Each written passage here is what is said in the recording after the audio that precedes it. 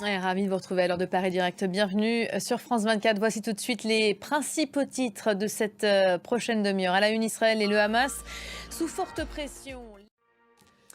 Il s'était donné 48 heures pour se prononcer, mais le Hamas et Israël n'ont donc pas encore répondu au projet de trêve soumis dimanche par les médiateurs.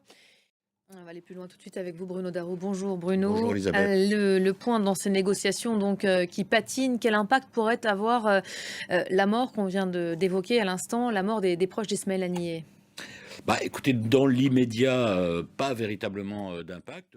Voilà, propos donc prononcés par le président américain lors de cette conférence de presse commune à la Maison-Blanche hier aux côtés du Premier ministre japonais. Alors pendant leur rencontre, les deux partenaires ont fait l'éloge de leur alliance. Ils ont convenu d'une coopération encore plus approfondie.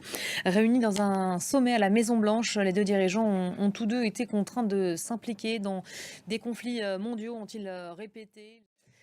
En Corée du Sud, maintenant, ses conséquences immédiates au lendemain des législatives. Après son résultat désastreux, le chef du gouvernement, Han Duck-soo, le chef du parti du pouvoir au peuple, et puis les membres de leurs équipes ont présenté tout à l'heure leur démission.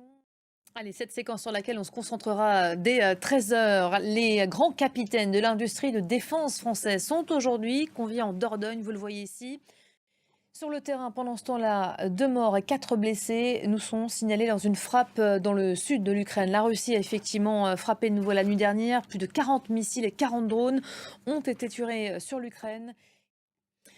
En Pologne, maintenant, le gouvernement, face au défi aujourd'hui du droit à l'avortement, la libéralisation du droit à l'IVG, sera débattue tout à l'heure devant le Parlement.